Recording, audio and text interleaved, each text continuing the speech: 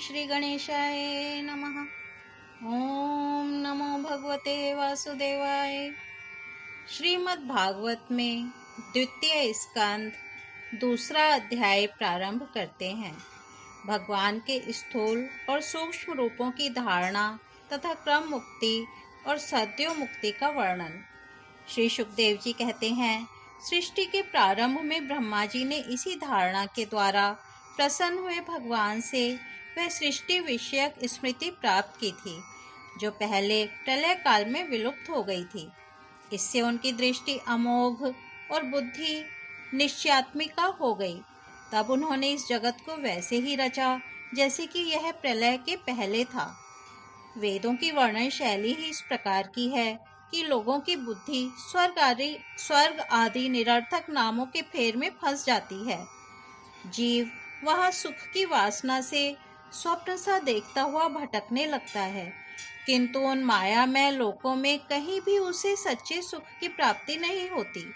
इसलिए विद्वान पुरुष को चाहिए कि वह विविध नाम वाले पदार्थों से उतना ही व्यवहार करे जितना प्रयोजनीय हो। अपनी बुद्धि को उनकी निस्सारता के निश्चय से परिपूर्ण रखे और एक क्षण के लिए भी असावधान न हो। यदि संसार के पदार्थ प्रारब्धवश बिना परिश्रम के यूं ही मिल जाएं, तब उनके उपार्जन का परिश्रम व्यर्थ समझकर उनके लिए कोई प्रयत्न न करे। जब जमीन पर सोने से काम चल सकता है, तब पलंग के लिए प्रयत्न करने से क्या प्रयोजन। जब भुजाएं अपने को भगवान की कृपा से स्वयं ही मिली हुई हैं, तब तकियों की क्या आवश्यकता। जब अंजलि से काम चल सकता है, तब बहुत से बर्तन क्यों बटोरें। वृक्ष की छाल पहनकर या वस्त्रहीन रहकर भी यदि जीवन धारण किया जा सकता है, तो वस्त्रों की क्या आवश्यकता। पहनने को क्या रास्तों में चीथड़े नहीं हैं। भूख लगने पर दूसरों के लिए ही शरीर धारण करने वाले वृक्ष क्या फल फूल की भिक्षा नहीं देते। जल चाहने वालों के लिए नदियां क्या बिल्कुल सूख गई हैं। रहने के लिए क्या पहाड़ों की गुफाएं बंद कर दी गई हैं। अरे भाई, सब न सही, क्या भगवान भी अपने शरणागतों की रक्षा नहीं करते। ऐसी स्थिति में बुद्धिमान लोग भी धन के नशे में चूर घमंडी धनियों की चापलूसी क्यों करते हैं। इस प्रकार विरक्त हो जाने पर अपने हृदय में नित्य विराजमान स्वतः सिद्ध आत्मस्वरूप परम प्रियतम परम सत्य जो अनंत भगवान हैं, बड़े प्रेम और आनंद से दृढ़ निश्चय करके उन्हीं का भजन करें, क्योंकि उनके भजन से जन्म मृत्यु के चक्कर में डालने वाले अज्ञान का नाश हो जाता है। पशुओं की बात तो अलग है, परंतु मनुष्यों में भला ऐसा कौन है जो लोगों को इस संसार रूप वैतरणी नदी में गिरकर अपने कर्मजन्य दुखों को भोगते हुए देखकर भी भगवान का मंगल में चिंतन नहीं करेगा। इन असत विषय भोगों में ही अपने चित्त को भटकने देगा। कोई कोई साधक अपने शरीर के भीतर हृदयाकाश में विराजमान भगवान के प्रादेश मात्र स्वरूप की धारणा करते हैं। वे ऐसा ध्यान करते हैं कि भगवान की चार भुजाओं में शंख, चक्र, गदा और पद्म है। उनके मुख पर प्रसन्नता झलक रही है। कमल के समान विशाल और कोमल नेत्र हैं। कदम्ब के पुष्प की केसर के समान पीला वस्त्र धारण किए हुए हैं। भुजाओं में श्रेष्ठ रत्नों से जड़े हुए सोने के बाजूबंद शोभायमान हैं। सिर पर बड़ा ही सुंदर मुकुट और कानों में कुंडल हैं, जिनमें जड़े हुए बहुमूल्य रत्न जगमगा रहे हैं। उनके चरण कमल योगेश्वरों के खिले हुए हृदय कमल की कर्णिका पर विराजित हैं। उनके हृदय पर श्रीवत्स का चिन्ह एक सुनहरी रेखा है। गले में कौस्तुभ मणि लटक रही है। वक्ष स्थल कभी न कुम्हलाने वाले वनमाला से घिरा हुआ है। वे कमर में करधनी, अंगुलियों में बहुमूल्य अंगूठी, चरणों में नूपुर और हाथों में कंगन आदि आभूषण धारण किए हुए हैं। उनके बालों की लटें बहुत चिकनी, निर्मल, घुंघराली और नीली हैं। उनका मुख कमल मंद मंद मुस्कान से खिल रहा है। लीलापूर्ण उन्मुक्त हास्य और चितवन से शोभायमान भौहों के द्वारा वे भक्तजनों पर अनंत अनुग्रह की वर्षा कर रहे हैं। जब तक मन इस धारणा के द्वारा स्थिर ना हो जाए, तब तक बार बार इन चिंतन स्वरूप भगवान को देखते रहने की चेष्टा करनी चाहिए। भगवान के चरण कमलों से लेकर उनके मुस्कान युक्त मुख कमल पर्यंत समस्त अंगों की एक एक करके बुद्धि के द्वारा धारणा करनी चाहिए। जैसे जैसे बुद्धि शुद्ध होती जाएगी, वैसे वैसे चित्त स्थिर होता जाएगा। जब एक अंग का ध्यान ठीक ठीक होने लगे, तब उसे छोड़कर दूसरे अंग का ध्यान करना चाहिए। ये विश्वेश्वर भगवान दृश्य नहीं, दृष्टा हैं। सगुण निर्गुण सब कुछ इन्हीं का स्वरूप है। जब तक इनमें अनन्य प्रेम में भक्ति योग न हो जाए, तब तक साधक को नित्य नैमित्तिक कर्मों के बाद एकाग्रता से भगवान के उपर्युक्त स्थूल रूप का ही चिंतन करना चाहिए। परीक्षित, जब योगी पुरुष इस मनुष्य लोक को छोड़ना चाहे, तब देश और काल में मन को न लगाए। सुखपूर्वक स्थिर आसन से बैठकर प्राणों को जीतकर मन से इंद्रियों का संयम करे। तदनंतर अपने निर्मल बुद्धि से मन को नियमित करके मन के साथ बुद्धि को क्षेत्रज्ञ में और क्षेत्रज्ञ को अंतरात्मा में लीन कर दे। फिर अंतरात्मा को परमात्मा में लीन करके धीर पुरुष उस परम शांति में अवस्था में स्थित हो जाए। फिर उसके लिए कोई कर्तव्य शेष नहीं रहता। इस अवस्था में सत्वगुण भी नहीं है, फिर रजोगुण और तमोगुण की तो बात ही क्या है। अहंकार, महतत्व और प्रकृति का भी वहाँ अस्तित्व नहीं है। उस स्थिति में जब देवताओं के नियामक काल की भी दाल नहीं गलती, तब देवता और उनके अधीन रहने वाले प्राणी तो रह ही कैसे सकते हैं। योगी लोग यह नहीं इस प्रकार परमात्मा से भिन्न पदार्थों का त्याग करना चाहते हैं और शरीर तथा उसके संबंधी पदार्थों में आत्मबुद्धि का त्याग करके हृदय के द्वारा पद पद पर भगवान के जिस परम पूज्य स्वरूप का आलिंगन करते हुए अनन्य प्रेम से परिपूर्ण रहते हैं, वही भगवान विष्णु का परम पद है। इस विषय में समस्त शास्त्रों की सम्मति है। ज्ञान दृष्टि के बल से जिसकी चित्त की वासना नष्ट हो गई है, उस ब्रह्मनिष्ठ योगी को इस प्रकार अपने शरीर का त्याग करना चाहिए।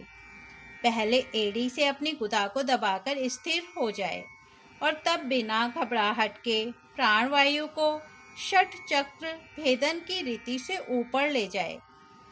मनस्वी योगी को चाहिए कि नाभि चक्र मणिपूरक में स्थित वायु को हृदय चक्र अनाहत में, वहां से उदान वायु के द्वारा वक्षः स्थल के ऊपर विशुद्ध चक्र में, फिर उस वायु को धीरे धीरे तालु मूल में अर्थात विशुद्ध चक्र के अग्रभाग में चढ़ा दे। तदनंतर 2 आँख, 2 कान, 2 नासा छिद्र और मुख, इन 7 छिद्रों को रोककर उस तालु मूल में स्थित वायु को भौहों के बीच आज्ञा चक्र में ले जाए। यदि किसी लोक में जाने की इच्छा न हो, तो आधी घड़ी तक उस वायु को वहीं रोककर स्थिर लक्ष्य के साथ उसे सहस्त्रार में ले जाकर परमात्मा में स्थित हो जाए। इसके बाद ब्रह्मरंध्र का भेदन करके शरीर इंद्रियादि को छोड़ दे। परीक्षित, यदि योगी की इच्छा हो कि मैं ब्रह्मलोक में जाऊं, 8 सिद्धियां प्राप्त करके आकाशचारी सिद्धों के साथ विहार करूं, अथवा त्रिगुण में ब्रह्मांड के किसी भी प्रदेश में विचरण करूं, तो उसे मन और इंद्रियों को साथ ही लेकर शरीर से निकलना चाहिए। योगियों का शरीर वायु की भांति सूक्ष्म होता है। उपासना, तपस्या, योग और ज्ञान का सेवन करने वाले योगियों को त्रिलोकी के बाहर और भीतर सर्वत्र स्वच्छंद रूप से विचरण करने का अधिकार होता है। केवल कर्मों के द्वारा इस प्रकार बेरोक टोक विचरना नहीं हो सकता। परीक्षित, योगी ज्योतिर्मय मार्ग सुषुम्ना के द्वारा जब ब्रह्मलोक के लिए प्रस्थान करता है, तब पहले वह आकाश मार्ग से अग्निलोक में जाता है। वहाँ उसके बचे खुचे मल भी जल जाते हैं। इसके बाद वह वहाँ से ऊपर भगवान श्री हरि के शिशुमार नामक ज्योतिर्मय चक्र पर पहुँचता है। भगवान विष्णु का यह शिशुमार चक्र विश्व ब्रह्मांड के भ्रमण का केंद्र है। उसका अतिक्रमण करके अत्यंत सूक्ष्म एवं निर्मल शरीर से वह अकेला ही महरलोक में जाता है। वह लोक ब्रह्मवेताओं के द्वारा भी वंदित है और उसमें कल्प पर्यंत जीवित रहने वाले देवता विहार करते रहते हैं। फिर जब प्रलय का समय आता है तब नीचे के लोगों को शेष के मुख से निकली हुई आग के द्वारा भस्म होते देख वह ब्रह्मलोक में चला जाता है। जिस ब्रह्मलोक में बड़े बड़े सिद्धेश्वर विमानों पर निवास करते हैं, उस ब्रह्मलोक की आयु ब्रह्मा की आयु के समान ही 2 परार्ध की है। वहाँ न शोक है, न दुख, न बुढ़ापा है, न मृत्यु। फिर वहाँ किसी प्रकार का उद्वेग या भय तो हो ही कैसे सकता है। वहाँ यदि दुख है तो केवल एक बात का, वह यही कि इस परम पद को न जानने वाले लोगों के जन्म मृत्यु में अत्यंत घोर संकटों को देखकर दयावश वहाँ के लोगों के मन में बड़ी व्यथा होती है। सत्यलोक में पहुँचने के पश्चात वह योगी निर्भय होकर अपने सूक्ष्म शरीर को पृथ्वी से मिला देता है और फिर उतावली ना करते हुए 7 आवरणों का भेदन करता है। पृथ्वी रूप से जल को और जल रूप से अग्नि में आवरणों को प्राप्त होकर वह ज्योति रूप से वायु रूप आवरण में आ जाता है और वहां से समय पर ब्रह्म की अनंतता का बोध कराने वाले आकाश रूप आवरण को प्राप्त करता है। इस प्रकार स्थूल आवरणों को पार करते समय उसकी इंद्रियां भी अपने सूक्ष्म अधिष्ठान में लीन होती जाती हैं। घ्राणेन्द्रिया गंधतन मात्रा में, रसना रसतन मात्रा में, नेत्र रूपतन मात्रा में, त्वचा स्पर्शतन मात्रा में, श्रोत्र शब्दतन मात्रा में और कर्मेंद्रियां अपनी अपनी क्रिया शक्ति में मिलकर अपने अपने सूक्ष्म स्वरूप को प्राप्त हो जाती हैं। इस प्रकार योगी पंचभूतों के स्थूल सूक्ष्म आवरणों को पार करके अहंकार में प्रवेश करता है। वहाँ सूक्ष्म भूतों को तामस अहंकार में, इंद्रियों को राजस अहंकार में तथा मन और इंद्रियों के अधिष्ठाता देवताओं को सात्विक अहंकार में लीन कर देता है। इसके बाद अहंकार के सहित लय रूप गति के द्वारा महतत्व में प्रवेश करके अंत में समस्त गुणों के लय स्थान प्रकृति रूप आवरण में जा मिलता है। परीक्षित, महाप्रलय के समय प्रकृति रूप आवरण का भी लय हो जाने पर वह योगी स्वयं आनंद स्वरूप होकर अपने उस निरावरण रूप से आनंद स्वरूप शांत परमात्मा को प्राप्त हो जाता है। जिसे इस भगवानमय गति की प्राप्ति हो जाती है उसे फिर इस संसार में नहीं आना पड़ता।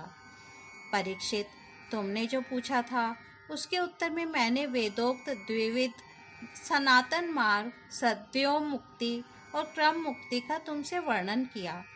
पहले ब्रह्मा जी ने भगवान वासुदेव की आराधना करके उनसे जब प्रश्न किया था तब उन्होंने उत्तर में इन्हीं दोनों मार्गों की बात ब्रह्मा जी से कही थी।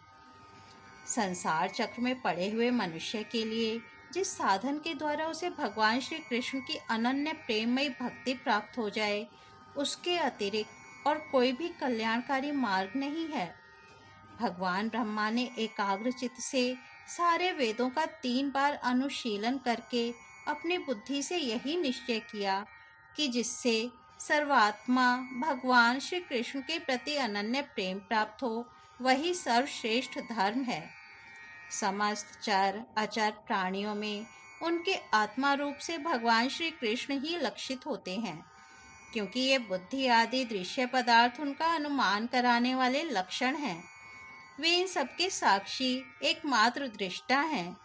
परीक्षित, इसलिए मनुष्यों को चाहिए कि सब समय और सभी स्थितियों में अपनी संपूर्ण शक्ति से भगवान श्री हरि का ही श्रवण, कीर्तन और स्मरण करें। राजन, संत पुरुष आत्मस्वरूप भगवान की कथा का मधुर अमृत बांटते ही रहते हैं।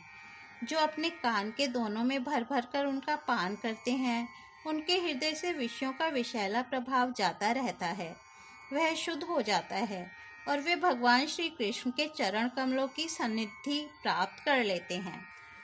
इस तरह आज श्रीमद् भागवत द्वितीय स्कंध में द्वितीय अध्याय समाप्त होता है। कल तीसरा अध्याय कामनाओं के अनुसार विभिन्न देवताओं की उपासना तथा भगवत भक्ति के प्राधान्य का निरूपण सुनेंगे। तब तक यहीं विराम देते हैं। हरि ओम तत्सत।